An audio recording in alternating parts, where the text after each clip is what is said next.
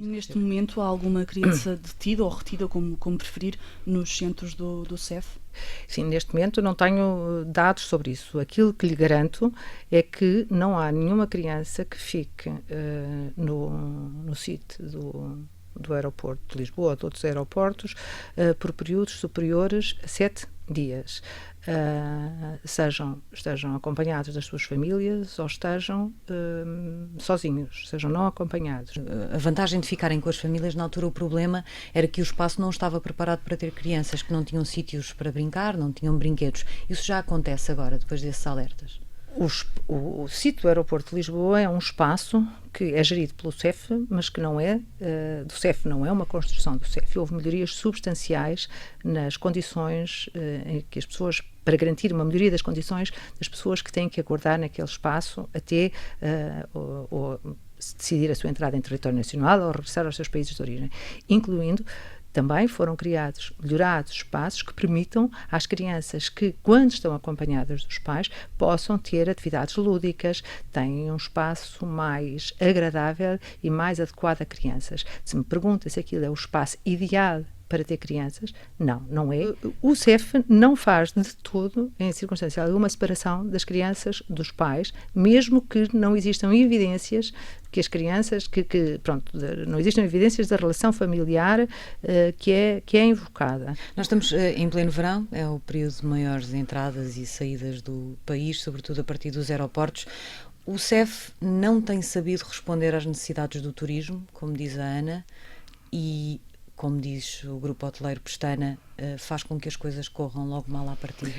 Não é de todo correto que o CEF não tenha sabido responder a isso. O CEF é provavelmente o operador aeroportuário, nomeadamente no aeroporto de Lisboa, que mais investimento e mais crescimento tem tido nos últimos anos, quer em termos de equipamentos, quer em termos de funcionários. O que é que explica estas críticas vindas de José Luís Arnaud e do Grupo Pestana? Estas críticas têm a ver com várias fragilidades também da estrutura aeroportuária, que de todo teve a capacidade de se dimensionar para o crescimento absolutamente extraordinário que o turismo tem tido em Portugal. Está a dizer que o aeroporto de Lisboa não está preparado para receber tanta gente e que a ANA também não fez o que devia ter feito para se preparar para o aumento de pessoas.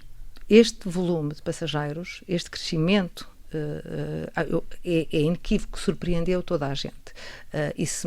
O CEF tem fragilidades, tinha fragilidades e temos algumas, e portanto estamos a trabalhar no sentido de as colmatar, nomeadamente com aquilo que é o mais importante neste momento, que é o reforço dos meios humanos. Mas entendo que os inspectores, eles próprios, possam ter ficado ofendidos. Claro que ficaram, mas também me compete a mim e ao CEF e à direção garantir que esse desconforto é transmitido de uma forma objetiva e positiva à ANA, para que a ANA também perceba que esse tipo de críticas em nada beneficia o ambiente de trabalho que se quer de cooperação. Então a Ana está aqui numa espécie de, peço desculpa, está a tirar culpas para cima do CEF para esconder a própria responsabilidade em não se ter adaptado? Eu não sei se está a tirar culpas, eu sei é que o CEF assume responsabilidades que tem que assumir e assumimos-las, e todos os dias temos estado a trabalhar para isto. E prejudicar o turismo não é uma delas? Não de todo.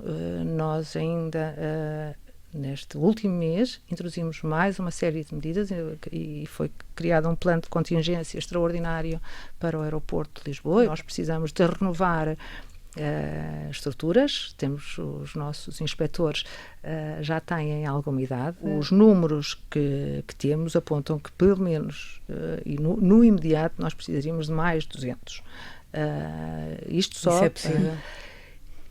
Isso é uma decisão, é possível, mas isso é uma decisão política. É uma decisão política, exatamente, e que face...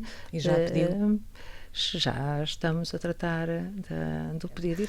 A atribuição de vistos foi novamente tema na semana passada, desta vez os vistos para os cidadãos iranianos. Isto porque o Ministro dos Negócios Estrangeiros veio revelar que esta emissão de vistos para cidadãos iranianos estava suspensa. Não revelou o porquê, mas disse apenas que era uma questão de segurança. O CEF foi informado de alguma ameaça, do aumento do nível de alerta no país?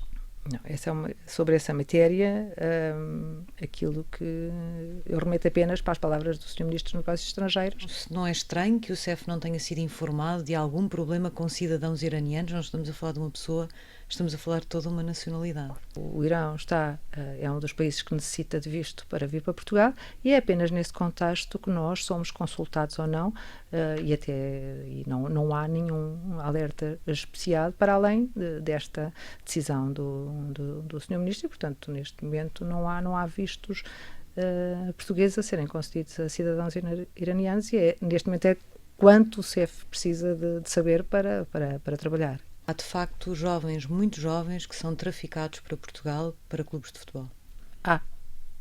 Sim. E é comum?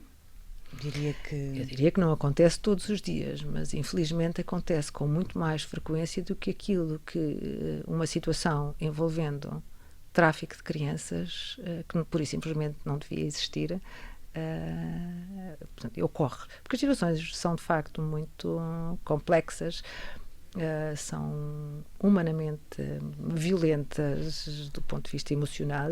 É muito complicado lidar com miúdos de 14, 15, 16 anos que são pura e simplesmente abandonados à sua sorte, sem muitas vezes saber se têm a refeição nesse dia, se não, com dificuldades de contactar os pais, e vivendo em situações degradantes, a troco de nada. O senhor esteve também envolvido numa investigação relacionada com uma alegada utilização de meios do CEF para seu transporte pessoal e da sua família. O caso acabou por ser arquivado, mas o Ministério da Administração Interna pediu um parecer jurídico. De quem é que foi esta decisão de permitir que tivesse um carro com um motorista e o utilizasse? Está a referir relativamente à notícia da minha deslocação a Coimbra. A lei orgânica do CEF e o estatuto não é claro nessa matéria, e, portanto, nessa altura foi depois solicitado foi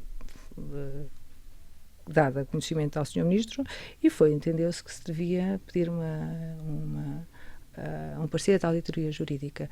E quando veio o parecer da auditoria jurídica, pura e simplesmente as deslocações passaram a ser asseguradas por mim, o que fiz durante o tempo todo que fui diretora nacional adjunta. Incomodou-me não essa decisão. Eu gosto de conduzir. Já conduzia quando ia para o Porto. Se há dúvida, eu não tenho dúvida nenhuma do que é que deve fazer, e passei a conduzir.